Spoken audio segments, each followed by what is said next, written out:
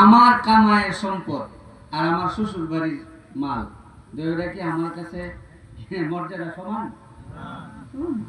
এই যে একজনে কইছে না, মুরব্বীরা আগে কইতো না, মুরব্বীরা আগে বলতেন যে হেনতে কি দিছে, দামি শাল দিছে, এই দামি শাল দিয়া জুতা মুছতাছে। জিজ্ঞাসা কিরি এত দামি শাল দিয়া জুতা মুছ, তো জুতা দিয়ে আমার পয়সা কিনা, শাল কিনতে পয়সার দাম কোনটা বেশি? শালে। আর আপনত্বর দিক দিয়ে হিলার কাছে দাম দিছে কোনটা বেশি? জুতা। কেরে জুতাটা নিজের কামায়। বাবা নেক ওপেন হয়ে গেছে এখন আমাদের বাংলাদেশে, আলহামদুলিল্লাহ, আল্লাহর ফজল ও করম, আলেম উলামার দেশ, আপনাদের মতো নামাজি দিনদার নেককার পরহেজগারদের দেশ, আপনাদের এলাকার মা বোনের মতো পর্দাওয়ালী মহিলার দেশ। আমাদের বাংলাদেশে 56,000 বর্গ মাইল এরিয়ার ভিতরে এমন একটা অংশ নাই যে অংশের ভিতরে 5 বেলার আজানের ধ্বনি যায় না। সুবহানাল্লাহ কইতেন না? গাঙ্গাটিয়া দক্ষিণ পাড়া মসজিদের আজান গাঙ্গাটিয়া উত্তর পাড়া যায় না? গাঙ্গাটিয়া উত্তর পাড়া মসজিদের আজান পশ্চিম পাড়া যায় না? তো এই মহল্লার আজান ওই মহল্লায় যায়, ওই মহল্লার আজান ওই মহল্লায় যায়।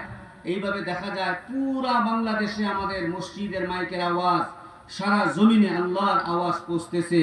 এটা আমাদের জন্য ভালো না মন্দ? নেক নেক আল্লাহর ফজল, নেক নেক কাজ, সওয়াবের কাজ আমাদের দেশে খুব সহজ হয়েছে কামাইবার করা। কিভাবে?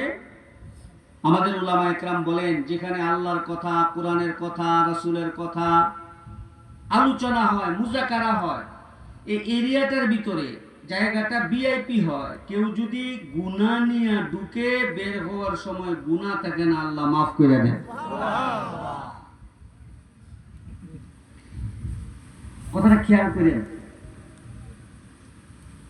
যারা ঢুকছি কমবে সবার পাপ আছে, হয়তো আপনার কম আমার বেশি, কিন্তু দুঃখে যখন গেছি নবীজির হাদিস সাক্ষী উলামা একরাম বলেন বের হওয়ার সময় আর গুনাহগুলি থাকবে না, গুনাহগুলি মাফ করে দিবেন কে? আল্লাহ।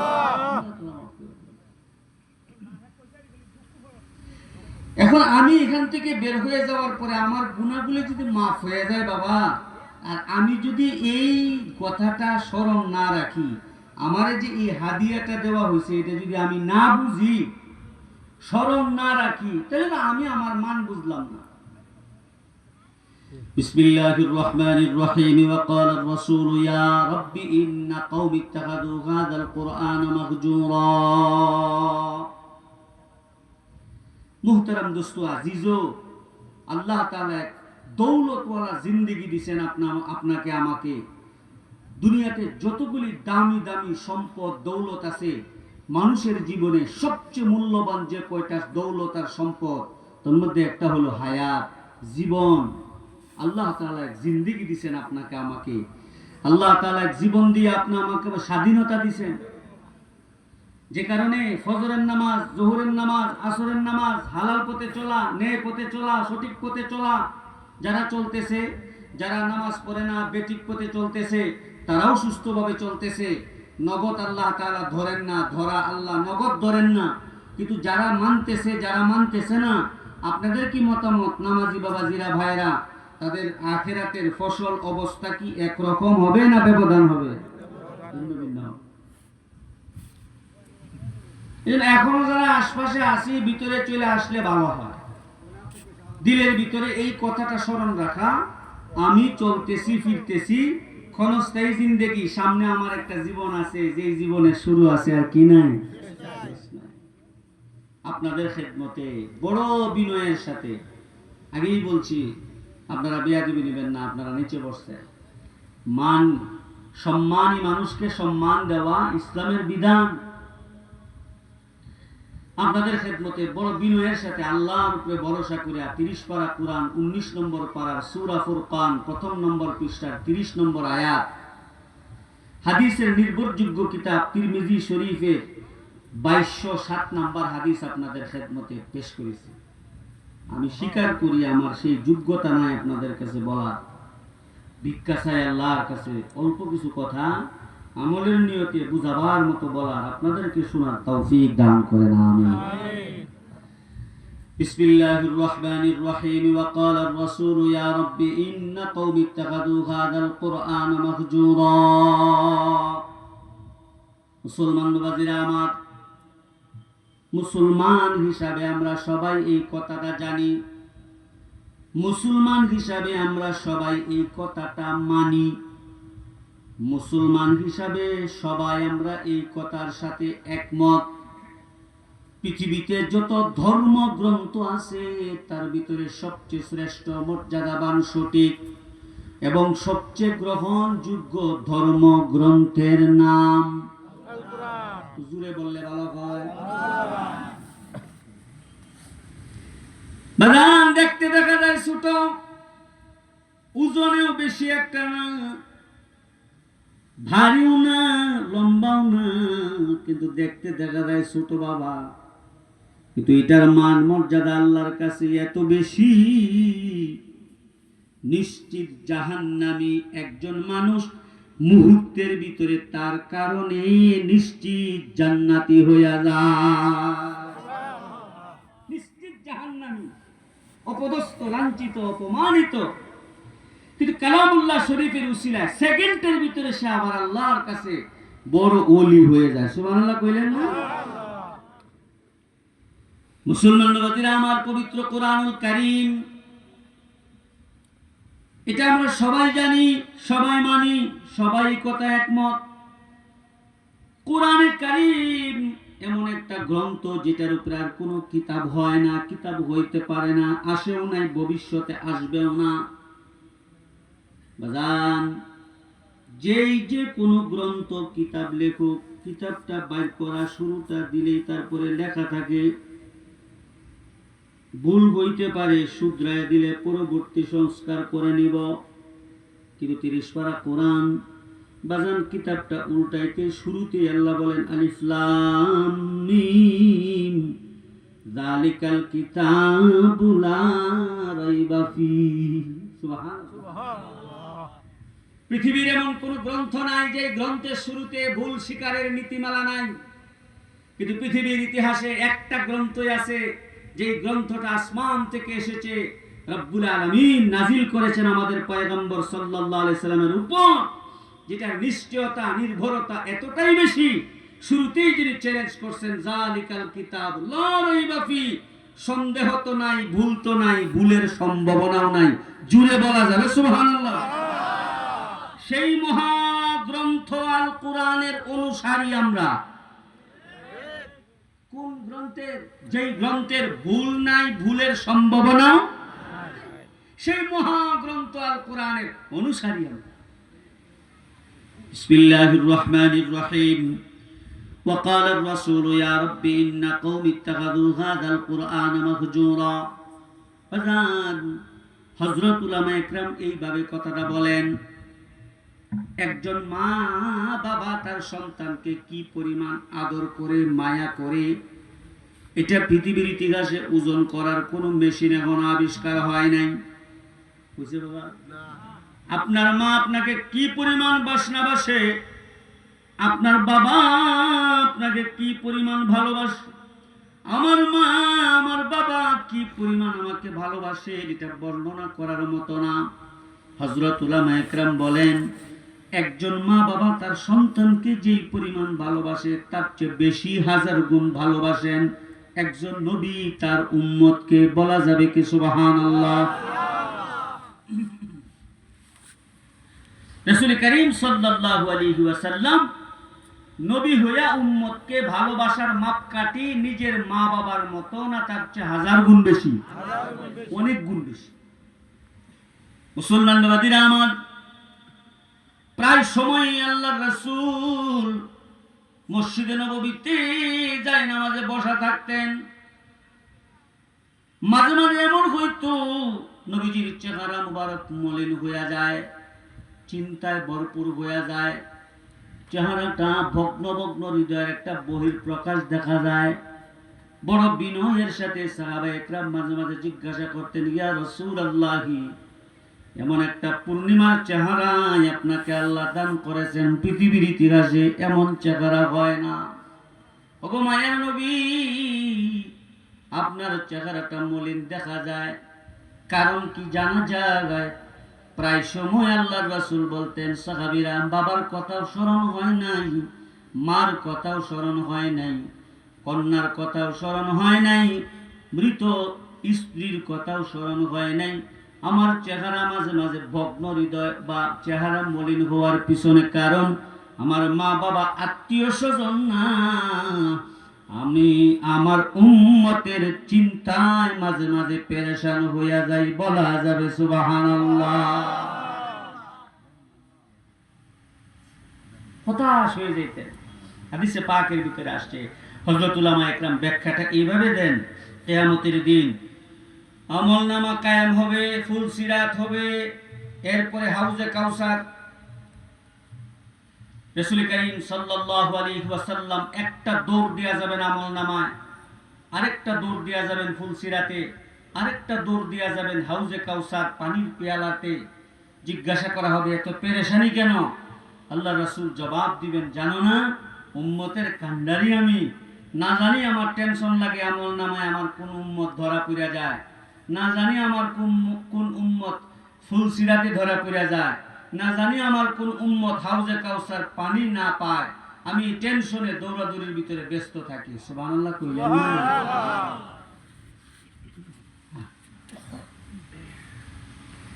এরকম হাজার ওয়াকিয়া হযরত উলামা একরাম স্টেজে আসলে ভালো হয়। মেহরবানি করে আইসা পড়েন, খারাপ দেখা যায়। এত বড় বেয়াদব বানায়েন না। আসেন, আপনারা কি করবেন বাবা? হুজুররা স্টেজে আসলে ভালো হয় না? আইসা পড়েন। খতিব সাহেব আইসা পড়েন, উপরে আসেন, আসেন। মাশাআল্লাহ। বিসমিল্লাহির রহমানির রহিম। وقال الرسول يا رب إن قوم اتخذوا هذا القرآن مهجورا। আল্লাহ নবী উম্মতকে এতটাই মহাব্বত আর ভালোবাসেন যেটা বর্ণনা করার মতো না, যেটা আলোচনা করার মতো না, যেটা বুঝাবার মতো না, ওজন করার মতো না, এরিয়া কেন্দ্রিক সীমানা বুঝাবার মতো না। তার মানে আল্লাহ নবী এক একজন উম্মতকে এই পরিমাণ ভালোবাসেন যেটা আলোচনা করার মতো না। তাহলে আপনাদের কাছে জানতে মনে চায়, বলুন উম্মত আমাদেরকে নবীজি ভালোবাসেন কি বাসেন না? মুসলমান মুমিনিনা আমার, হযরত উলামা ইকরাম এইভাবে বলেন, কিয়ামতের দিন হযরত আদম আলাইহিস সালাম ইয়া নফসি ইয়া নফসি, নূহ আলাইহিস সালাম ইয়া নফসি ইয়া নফসি, সবাই যার যার টেনশনে ব্যস্ত হয়ে যাবেন। নবীরা যার যার টেনশনে ব্যস্ত হয়ে যাবেন। আমার মা আমার আমলনামায় ব্যস্ত হয়ে যাবেন, আমার বাবা তার আমলনামায় ব্যস্ত হয়ে যাবেন। সাজদায় পড়ে কিয়ামতের ময়দানে এক পয়গম্বর শুধু উম্মতি উম্মতি বলে চোখের পানি ফলাইবেন। তিনি আর কেউ নয়, কিসমত ওয়ালা আপনি আমার পয়গম্বর সাল্লাল্লাহু আলাইহি ওয়াসাল্লাম। এত কিছু করার পরেও, এত মহব্বত আর কান্না ভালোবাসার পরেও, এত কিছু করার পরেও এই নবীজি কিয়ামতের দিন আল্লাহর কাছে যে উম্মতের জন্য কাঁদছেন, কাঁদবেন, যে উম্মতের জন্য চোখের পানি ফলাইবেন, সিজদায় যাবেন, সেই উম্মতের জন্য আল্লাহর কাছে কিয়ামতের দিন বিচার দিবেন, মামলা দিবেন, অভিযোগ দিবেন। নাউজুবিল্লাহ জুড়ে বলা যায়?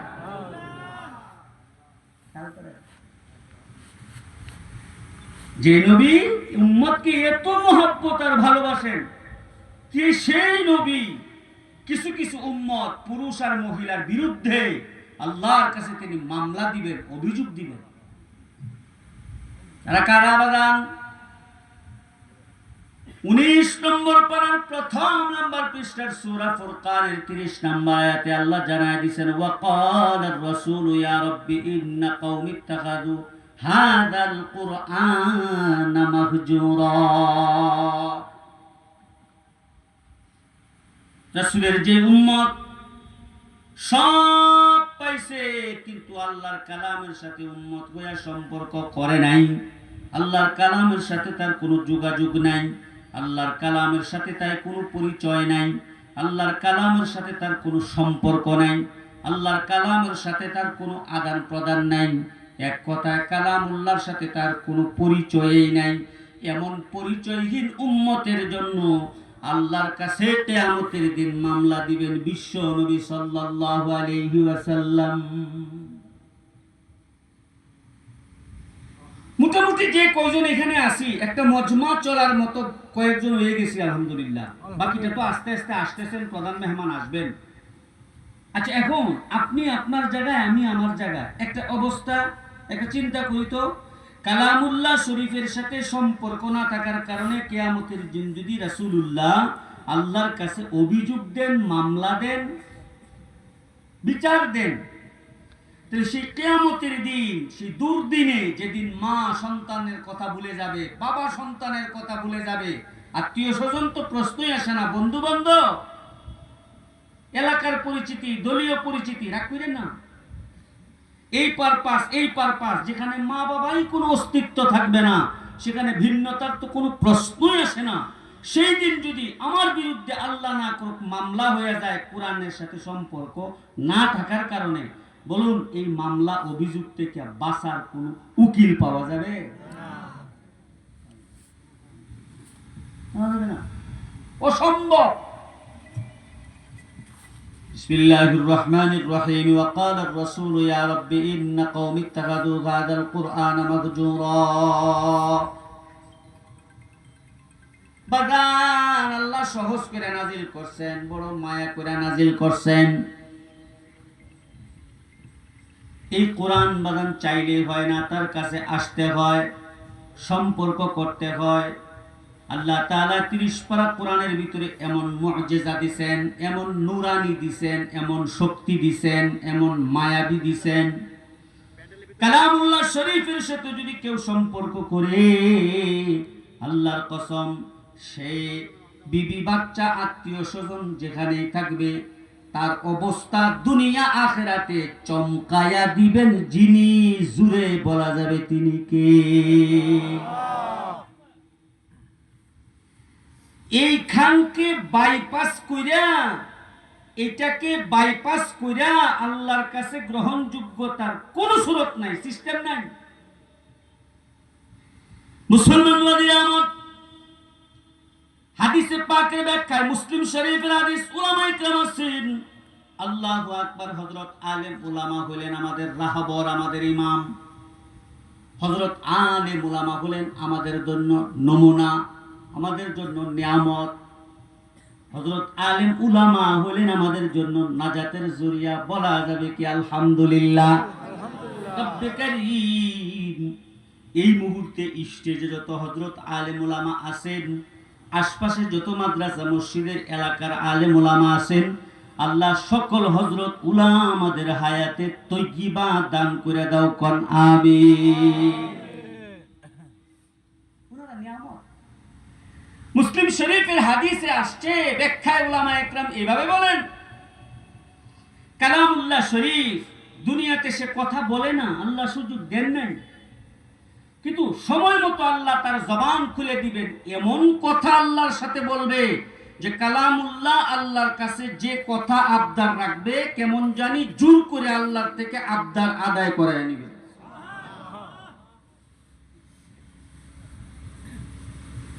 সহিহ ইবনে হিব্বান, আল কুরআনুশ শাফিউল মুশাফফাউন ওয়া হামিলুল মুসাদ্দাকুন। বাজান, এক তরফা জিনিস আল্লাহ পাঠাইছেন।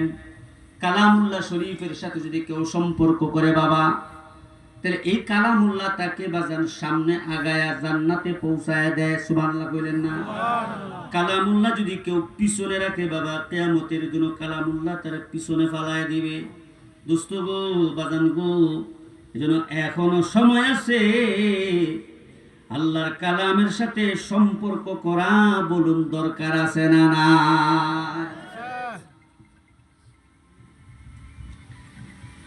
দুঃখের কথা কি তা কইতাম, তেলাওয়াত যদি ঠিক মতো আমরা না করি, এরকম অসুবিধা। আমাদের এক মুরব্বী কাকরাইল মসজিদের কারগুজারি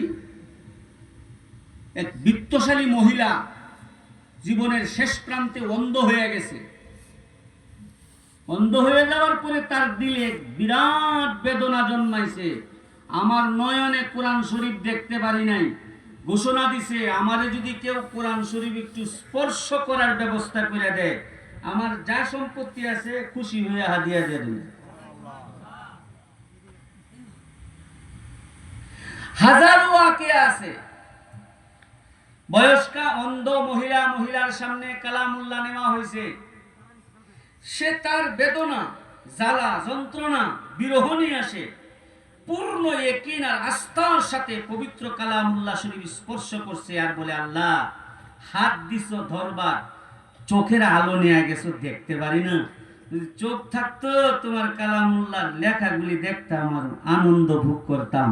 কথাটা শেষ করার আগেই তাকায় দেখে আল্লাহ তার চক্ষু খুলে দিছে। এটা নগদ। মুসলমানবাদীরা আমার, কালামুল্লাহ শরীফের কিছু গ্রান আছে বাজান, সকলের নাকে সেই গ্রান যায় না। কালামুল্লাহ শরীফের বাজান কিছু ব্যবস্থাপনা আছে, সকলেই বুঝে না।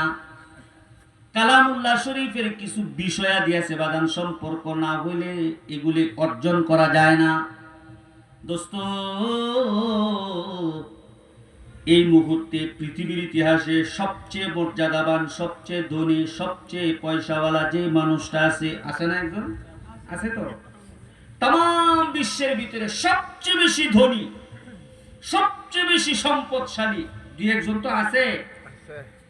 কিন্তু বাদান একটা দিন এমন আসবে সব সম্পত্তি তারে আলাদা করে একা বিদায় দিবে। কালামুল্লাহর সম্পর্ক বাদান এমন একটা শক্তিশালী সম্পর্ক। আল্লাহু আকবার। রাসূল করিম সাল্লাল্লাহু আলাইহি ওয়াসাল্লাম যাই নামাজে বসা, হঠাৎ করে জিবরাইল আমিন আল্লাহর রাসূলের দরবারে এসে কো, পয়গম্বর, যার সাথে যতই সম্পর্ক করেন এই তো একদিন না একদিন আপনার সম্পর্ক ভাঙতে হবে। আপনি যদি নাও চান তারপরেও সম্পর্ক থাকবে না। পিতামাতার বন্ধন শেষ হয়ে যাবে, এলাকার বন্ধন শেষ হয়ে যাবে, প্রাতিষ্ঠানিক সম্পর্ক, দলীয় সম্পর্ক, ব্যবসায়ী সম্পর্ক, অর্থনৈতিক সম্পর্ক, বাজার সব সম্পর্ক শেষ হয়ে যাবে, বিদায় হয়ে যাবে, বিদায় দেয়া দিবে।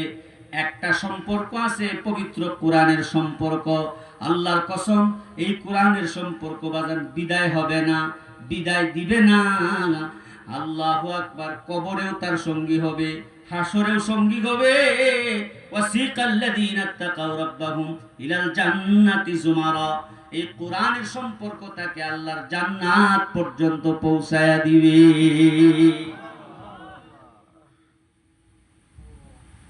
এরপরেও যদি কেউ না বুঝি, সম্পর্ক মুসলমান হইয়া কেউ না করি, তাকদীর। যে কয়জন এই মজলিসে আছেন, একজন যদি কেউ দাঁড়ান, ইয়াহইয়া আমার পায়ে ধরলে আমি কোরআনের সাথে সম্পর্ক করব, আল্লাহর কসম আমি সবার সামনে আপনার পায়ে ধরতে রাজি আছি।